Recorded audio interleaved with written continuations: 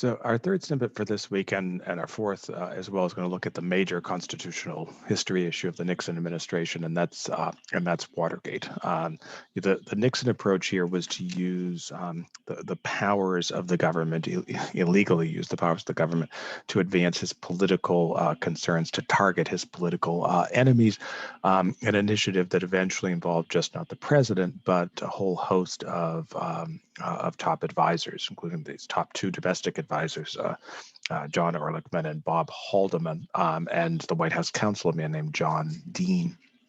And one example of this is a program that the Nixon people used in 1971-72 to use the IRS to target political opponents. So the idea was to compile a list, and you can see the memorandum here where this was done, to compile a list of major Democratic donors and then have the IRS audit them as a way of discouraging people from giving to the Democrats. This is, of course, abuse of authority. This is illegal, but Nixon saw nothing of this. And you get a sense of Nixon's aggressively pushing this idea in this conversation that he has with Haldeman and Ehrlichman.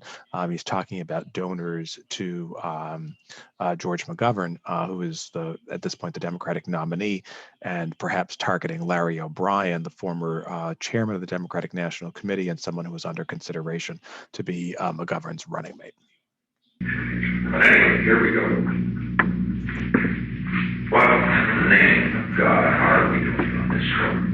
What are we doing about the financial contributors? Now, those lists are made there. Are we looking over McGovern's financial contributors? Are we looking over the financial contributors of the Democratic National Committee? Are we running their income tax returns? Is the Justice Department checking to see whether or not there's any antitrust suits? Do we have anything going on any of these things? We better forget the goddamn campaign right this minute, not tomorrow, but now. That's what concerns me. We have all this power, we aren't using it.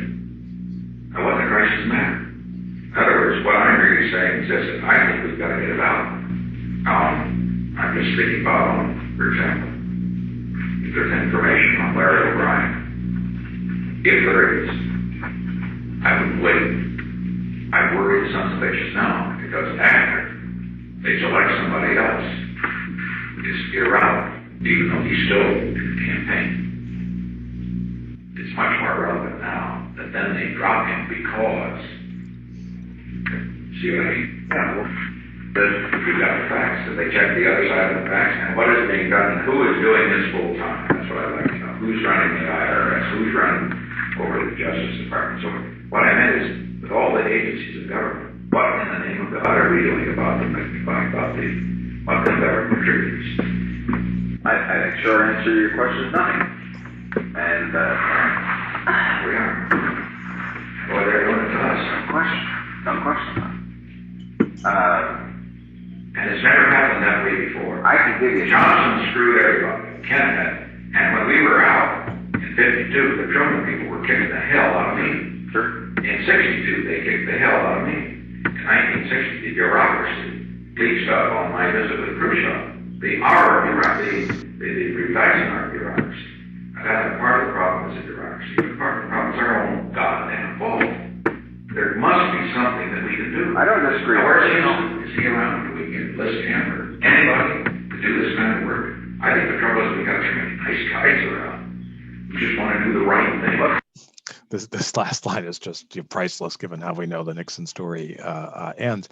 But you get a sense of Nixon's mindset here, which is his belief that his opponents are extremely unethical, that they're doing everything they can to undermine him. So that justifies him doing everything that he can to undermine his opponents, which ultimately leads into Watergate. So Watergate is this absurd idea, and the irony behind Watergate is that Nixon is on his way to a sure re-election in 1972. McGovern is very, very liberal. He has no chance of winning, but Nixon Nixon has psychological problems. So he's not really looking at this terribly rationally. And so a White House unit called the Plumbers, which was initially designed to plug leaks, is given the task of placing a listening device. This thing here in the headquarters of the Democratic National Committee in Washington, D.C., which was in the Watergate Hotel, which is why it's called the Watergate scandal. They're caught when they try to break in and put this thing in. They're arrested. The police are a little suspicious when they have, the one of them has one of the robbers has the number for the White House switchboard on his person. The case goes before a very hardline judge named John Sirica, who has a reputation for posing very heavy criminal sentences, and so that's kind of encourages people to cooperate.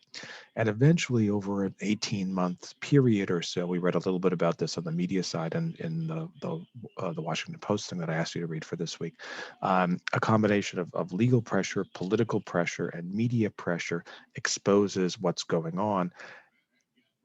On top of everything else, Nixon, we've heard a couple of examples of this. Nixon was secretly recording lots of his conversations, as president, although this isn't known at the time, will come out during the investigation, and it's revealed that Nixon has basically recorded himself obstructing justice, and so the evidence against him is very strong. And this is one of those conversations, maybe the single most famous. This is with John Dean, who was his White House counsel. This is known as the Cancer on the Presidency phone call, in which Dean is talking about the difficulties that they face because they're being blackmailed by these robbers, and Nixon seems utterly nonplussed by it. He's coming up with ways to get the money to pay off these people who are blackmailing him. Where are the soft spots on this? Well, first of all, there's the problem of the continued blackmail, which will not only go on now, it'll go on when these people are in prison, and it will compound the obstruction of justice situation.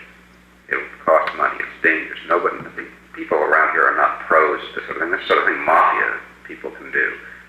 Washing money, getting clean money, and things like that.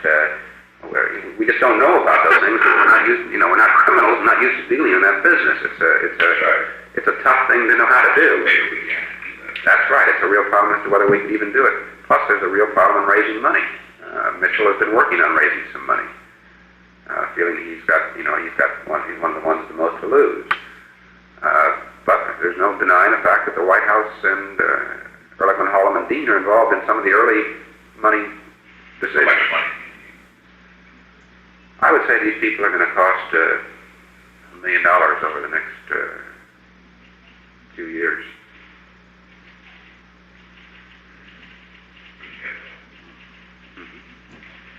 On the money, if you need the money, you can get the money. Well, I think that's where... What I mean is, you can get $1 million, and you can get it in cash. I know where it can be got. It's not easy, but it can be done. It's an amazing call. This is obstruction of justice in its clearest form, and of course this will eventually be discovered when at the Senate Watergate hearings, Nixon's director of security, a man named Alexander Butterfield, discloses the existence of the tapes. The tapes are then subpoenaed. This is Butterfield testifying before the committee. The tapes are then subpoenaed by a special prosecutor named Archibald Cox, who had been appointed to look into the controversy. And the question is, what's going to happen if Cox gets a hold of these tapes? The Senate committee, chaired by a conservative Democratic senator named Sam Ervin, also subpoenas the tapes. And Nixon resists. He claims executive privilege. He says these are presidential documents. They were involved in the deliberation of his policies. He shouldn't have to turn them over. When Cox presses, Nixon orders Cox fired. Under the law, the way a special prosecutor is set up, the president can't directly fire the special prosecutor. The attorney general has to do so. Nixon orders his attorney general, a man named Elliot Richardson, to fire Cox. Richardson refuses. He resigns. Nixon orders the deputy to fire Cox. Deputy's name was in Ruckelshaus. He also resigns. Nixon orders the number 3 person in the Justice Department, the Solicitor General, whose job is to argue cases before the Supreme Court, a man named Robert Bork, who we will encounter again in this course, and Bork agrees to fire Cox. This all occurs on a Saturday evening, and it comes to be known as the Saturday Night Massacre, and it winds up intensifying Nixon's difficulties rather than ameliorating them. And that's our third snippet for this week.